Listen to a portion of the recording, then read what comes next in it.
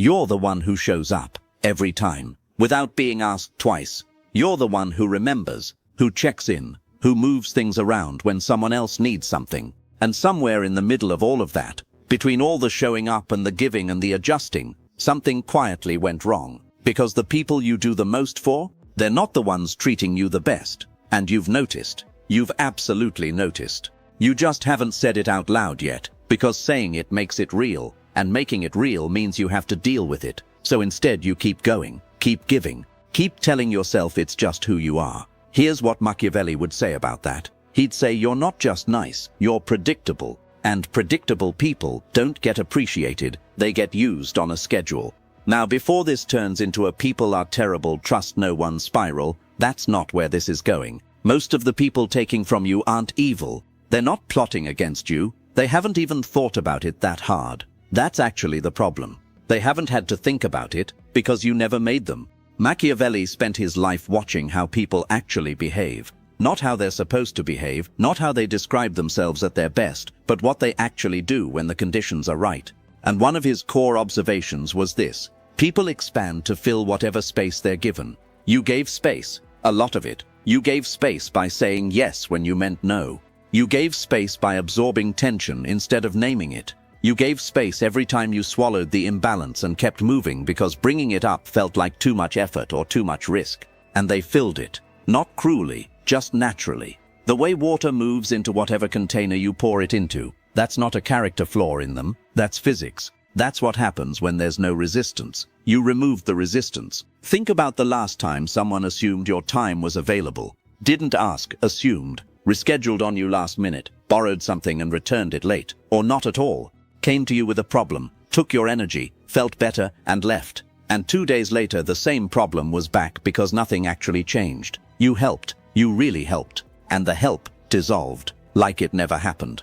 And here's the part that stings: they didn't feel bad about it, not in any meaningful way. There was a quick thanks maybe, a "you're the best," and then the next ask was already forming. You noticed the imbalance, of course you did, but you filed it, put it somewhere quiet. Told yourself it wasn't a big deal. Every time you filed it, you sent a message, not in words, in behavior. You told them the terms were acceptable, that the exchange was fine, that no renegotiation was needed. You didn't just absorb the imbalance, you approved it.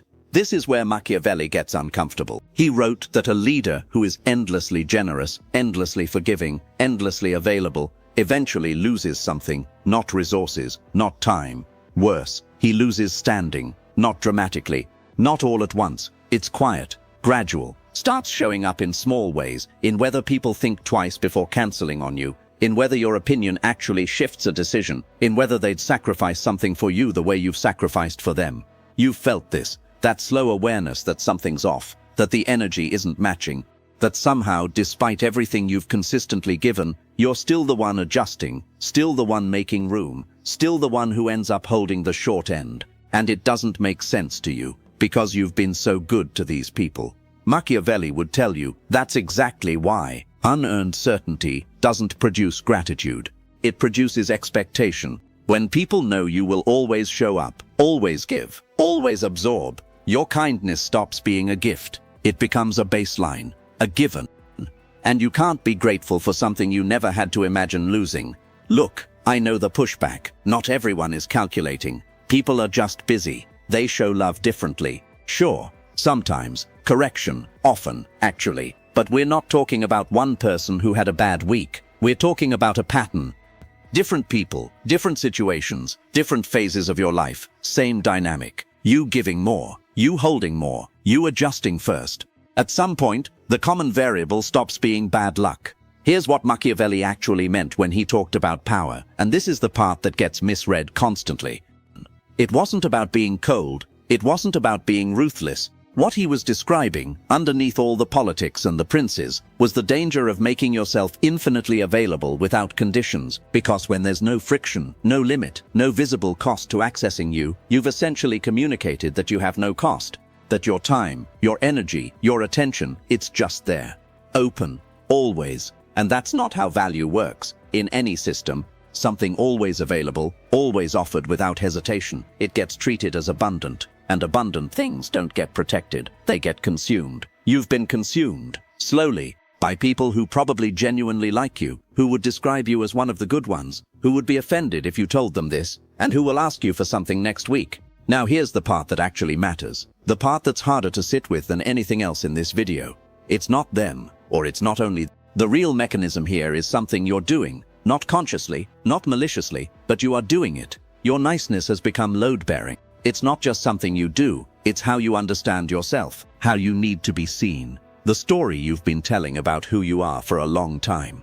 And somewhere underneath all that giving and showing up and absorbing, there's a question you've been quietly avoiding. If you said no, what would happen? Not to the relationship, to you. How would it feel to be seen as someone who doesn't just give, who has conditions, who takes up space in a way that inconveniences someone else? That feeling, that discomfort at the idea of it, that's the actual trap. Not other people's behavior, not their asking. That fear of what you'd be without the niceness, that's what keeps the loop running. You're not staying in these dynamics because you can't see them. Some part of you has clocked every imbalance, every overlooked effort, every yes that should have been a no. You see it clearly, more clearly than you're letting on. You stay because stopping means answering that question. Anyway, the loop. It runs like this. You give, they take. You feel the drain. You give more because pulling back feels selfish. They take more because the precedent is established. Resentment quietly builds. You convince yourself it's fine, it's not fine.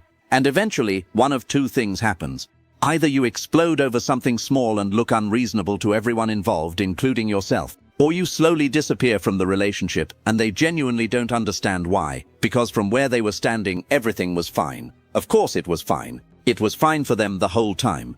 Machiavelli translated into plain language, boundaries are pricing. When there's no cost for your time, your energy, your emotional availability, it communicates that these things carry no value, not because people are deliberately devaluing you, just because that's how scarcity works. Something always available, always offered freely, always given without friction, gets treated like it costs nothing, because to them it doesn't. You've been making yourself available without friction, and without meaning to, without realizing it, you've been broadcasting something about your own value in the process. What happens when that changes? Some people adjust. The dynamic becomes more honest, more mutual, actually real. Those relationships survive. They get better. Some people leave. And part of you will take that as proof of your fear. See, I pulled back and they were gone. But look at what that actually tells you. Those people were there for the version of you with no conditions.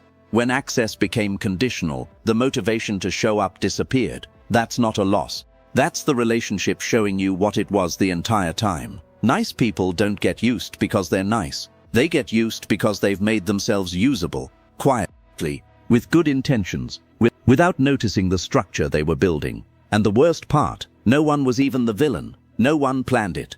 No one sat down and thought about how to take advantage of you. It just happened. Because the conditions were right. Because the opening was there. Because you left it open. There's a version of being kind that is genuinely powerful, that people respect and protect and feel lucky to have access to. And there's a version that just keeps the lights on for people who've stopped noticing the electricity bill. You know which one you've been running. You already know whose face came up. The relationship this whole thing is actually about surfaced before I even finished the sentence. So the question isn't whether you see the pattern. The question is, what are you getting out of keeping it exactly where it is? Think about that, seriously.